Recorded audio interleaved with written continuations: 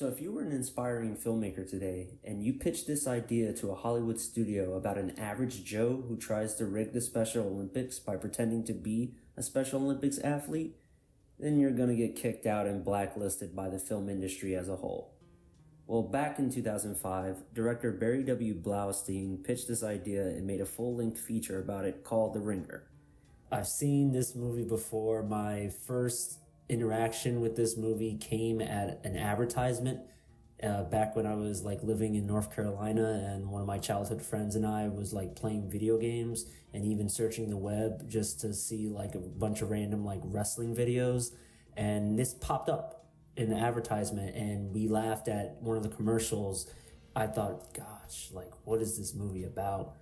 Fast forward to when it went to DVD. My uncle used to work at Blockbuster, and during my birthday, he took me over to Blockbuster and I got to pick out whatever DVDs I could pick out. And he told me I could pick out two. And I picked out V for Vendetta, because at the time I thought it was really cool. And at the time, anything made by the Wachowskis, who made one of my favorite movies of all time, The Matrix, I was going to get. So I got V for Vendetta. And then the second movie I got was The Ringer. My uncle had told me it was a good movie. At the time I wasn't allowed to watch any of the Jackass movies, but he told me nah, this is a good Johnny Knoxville movie, and my parents, they don't have to worry about it. So I got those two movies, ended up watching it, and blown away by how The Ringer is. And apparently this movie took 7 years to get made before finally getting the approval of the Special Olympics Committee. Wow. If this movie took 7 years to be made, it makes me wonder what the previous script drafts were like and what specifically made the committee say no to at first. The Ringer was produced by the Farrelly brothers, both known for classic comedies like Dumb and Dumber, There's Something About Mary, and Shallow Hal. The Ringer stars Johnny Knoxville, known Jackass star, who plays the main character of Steve Barker. Steve is a typical white-collar worker who one day gets a promotion at his office job. Steve is then forced to fire the office janitor Stavi, played by the late Louis Avalos. Steve fires Stavi, but because Stavi can't find any work, Stavi is soon hired to work around Steve's apartment. There, Stavi gets his fingers cut off in a lawnmower accident. Unfortunately, it's revealed that Stavi doesn't have any health insurance, so Steve has to find a way to pay for Stavi's medical bills. Meanwhile, Johnny Knoxville's uncle, played by Brian Cox, makes a ridiculous bet to his loan shark that Special Olympics athlete Jimmy Washington won't win this year's Olympic Games. Uncle Gary proposes to Steve that they rig the Special Olympics by having Steve pose as one of the athletes and beat Jimmy, thus solving both of their financial problems. I don't want to spoil too much of the movie because there are instances in this movie that are iconic.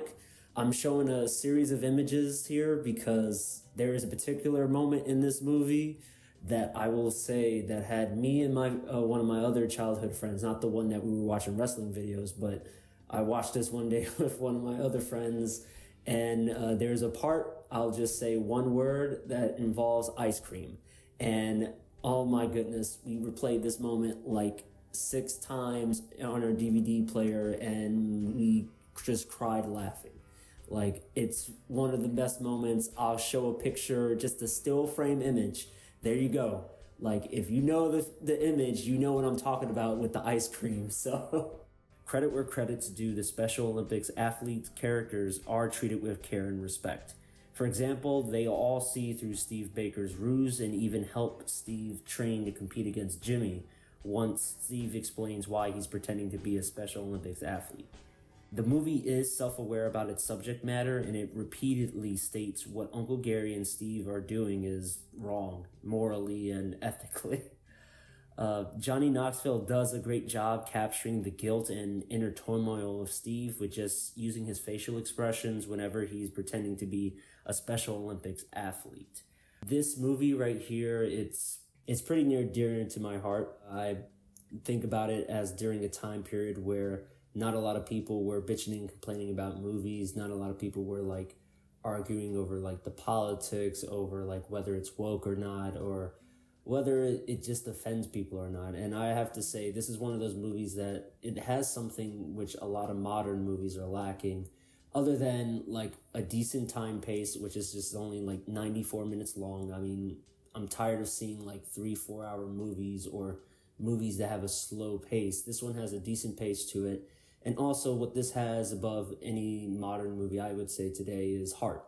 It has heart, it knows what it is, and it's there to entertain you, and it's not afraid to be what it is. And I appreciate that. So enjoy the movie, and I highly recommend this. Thank you very much.